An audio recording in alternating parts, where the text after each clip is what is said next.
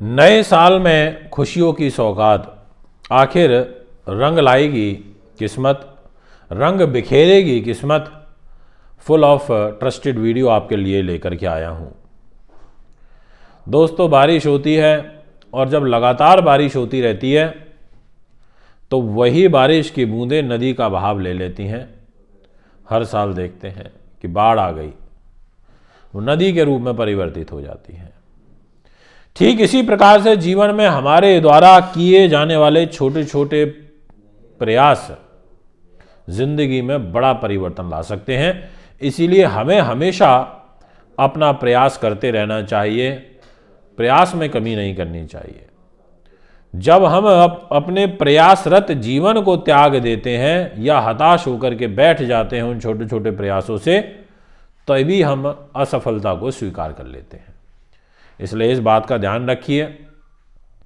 वेदों के 6 अंग हैं: शिक्षा, छंद, कल्प, निरुक्त, व्याकरण और ज्योतिष।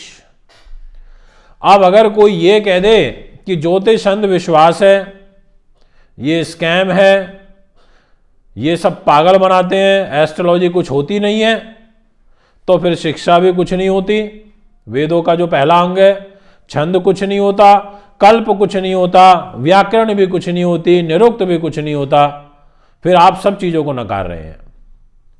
इसलिए जब भी मैं ये उन लोगों के लिए बोल रहा हूँ जो इस शास्त्र पर उंगली उठा देते हैं, ये हाल ही में जो एक यूट्यूबर ने वीडियो डाली है एस्ट्रोलॉजी के ऊपर और लिखा है astrology is a biggest scam, मैं हैरान हूँ उस व्यक्ति की सोच को लेकर के कि जिस प्रकार से एक तरफा वीडियो दिखाई गई हैं गलत भविष्यवाणियों को लेकर के। मेरा ये मानना है कि ज्योतिषी समाज के अंदर व्यक्ति को दिशा दिखाने का काम करता है, डॉक्टर व्यक्ति को स्वस्थ करने का काम करता है और वकील व्यक्ति को न्याय दिलाने का काम करता है। तो गलतियां तो वकील से भी होती हैं, पर इसका ये मतलब नहीं है कि कानून गलत है।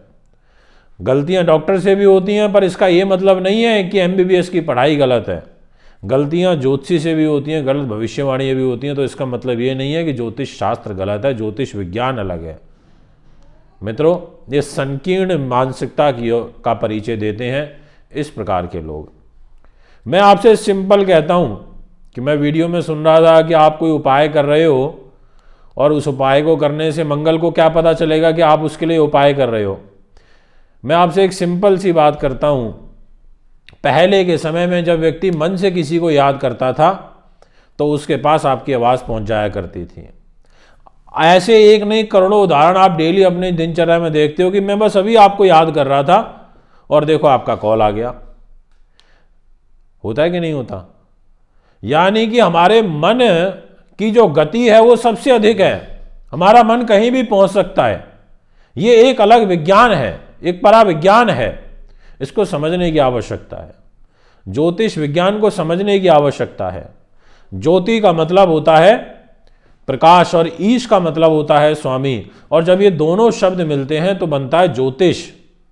और ये संस्कृत में जब इनको दोनों को जोड़ा गया संधि विच्छेद करके, तो ज्योतिष का अर्थ निकला प्रकाश का स्वामी, और प्रकाश के स्वामी है लॉर्ड ऑफ लाइट यानी कि सूर्य देव, इस सोलर सिस्टम के राजा, जिनके प्रकाश से ये नेचर जगमग होती है, जिनके प्रकाश से एक बीज प्रफुल्लित होता है, जिनके प्रकाश से आत्मा अजर अमर होती है, जिनके प्रकाश मात्र से हमारे को नई एक ऊर्जा मिलती है, जिनके प्रकाश के लिए लोग करोड़ों रुपया खर्च करते हैं कि हमारे घर में सुबह सुबह सूर्य की किरणें आनी चाहिए,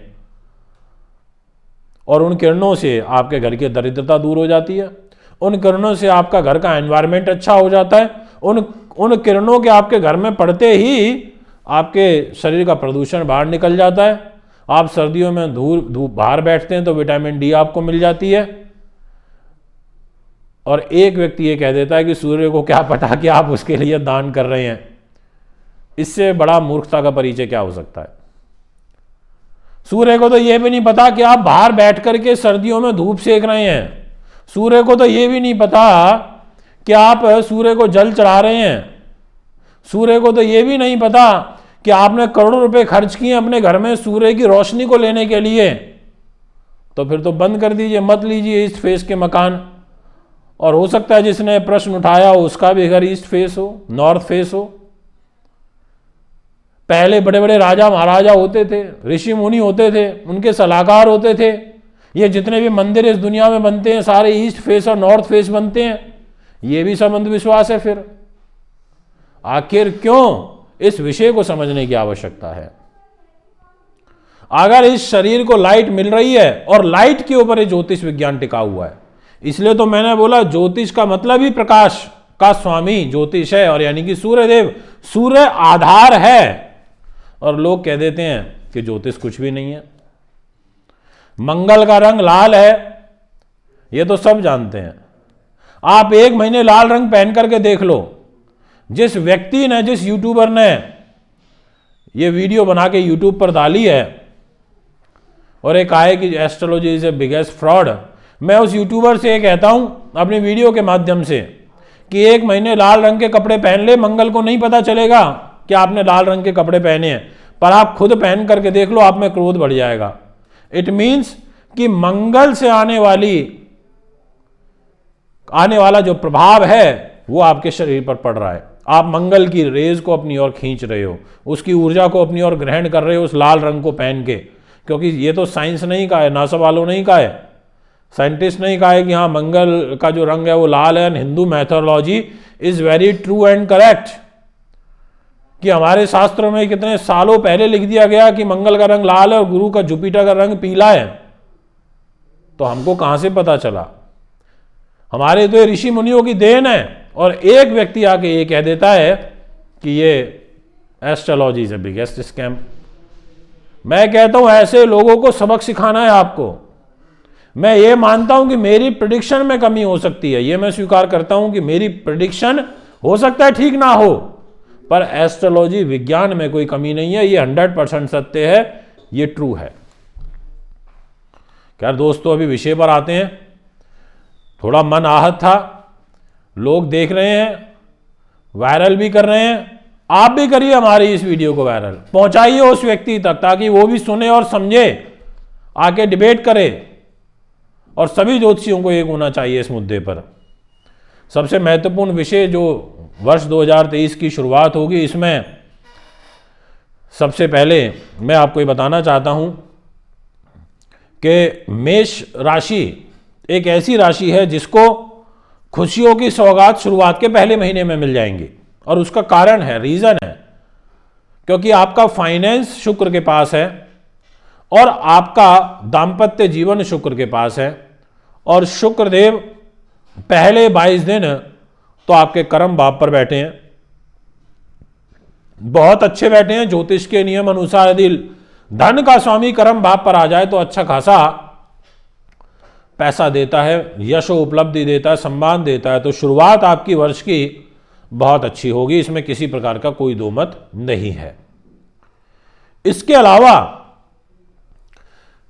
दिनांक 22 जनवरी 2023 को जो शुक्र देव है वो आपके लाभ स्थान पर आ जाएंगे और अच्छा नियम एप्लीकेबल हो जाएगा कि धन का स्वामी प्रॉफिट पे चला गया।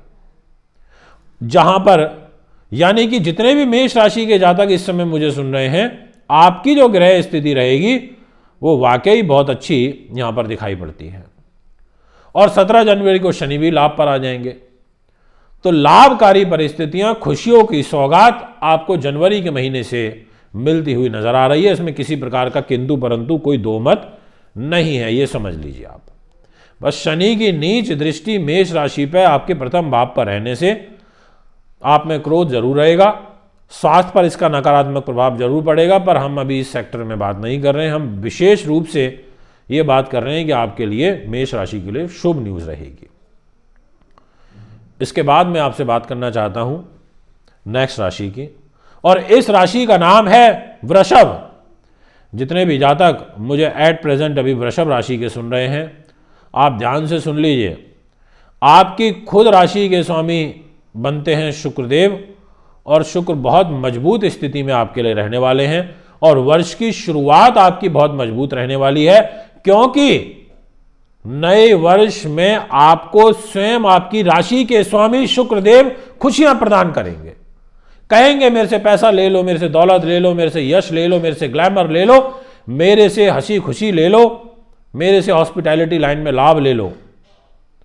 यह यथार्थ सत्य है। और वृषभ राशि में मंगल बैठे तो व्यक्तित्व प्रभावशाली रहेगा। आप नए साल में वेल डिसिप्लिन तरीके से कार्य करेंगे। और देखिए ग्रहों का संयोग इस पूरे महीने आपके भाग्य के, आपके कर्म के और आपके स्वयं की राशि के स्वामी दो ग्रह बनते हैं। कर्म और भाग्य शनि और राशि का स्वामी शुक्र पूरे महीने इकट्ठे हैं। पहले 17 दिनों तक तो शनि और शुक्र स्वयं भाग्य स्थान पर है, और फिर 17 तारीख को शनि आपके आ जाएंगे कर्म भाव पर, और 22 जनवरी को शुक्र भी आ जाएंगे कर्म पर।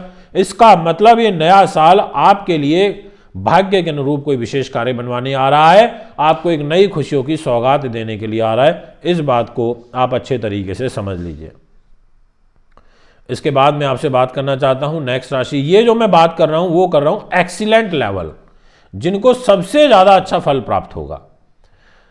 2 राशियां हो चुकी हैं, तीसरे नंबर पर मैं चर्चा को करना चाहूंगा मकर राशि के बारे में। आपकी राशि में ही शुक्रदेव रहेंगे। इससे ज्यादा हंसी खुशी वाला समय नहीं हो सकता, क्योंकि शुक्रदेव केंद्र त्रिकोण राजयोग बना के आपकी राशि में रहेंगे। शनि ग्रह के साथ रहेंगे।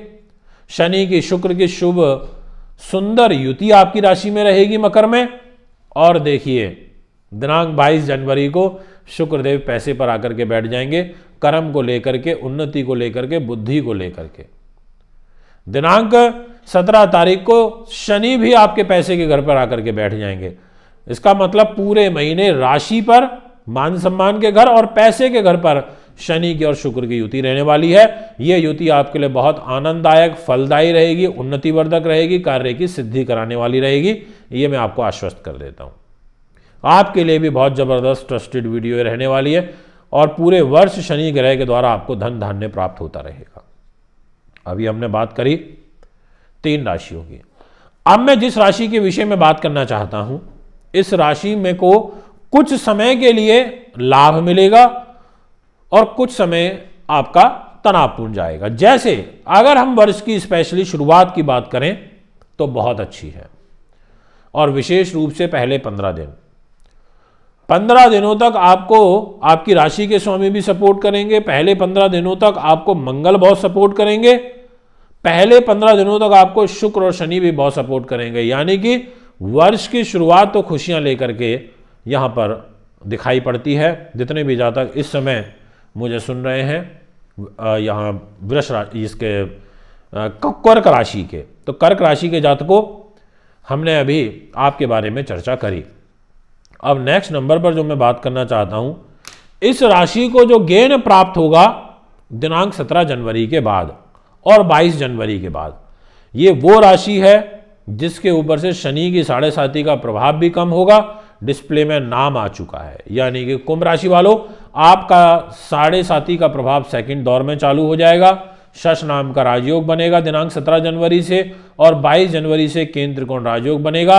और शनि की शुक्र की सुंदर युति आपकी राशि में रहने से आपके लिए कार्य सिद्धि के प्रबल योग बनेंगे। ये मैं आपको बता देना चाहता हूँ। यानी कि जो कुंभ राशि है ये भी काफ़ी ज़्यादा प्लस में दिखाई पड़ती है। ये हैं वो राशियाँ जिनके लिए नए साल में खुशियों की सौगात आएगी।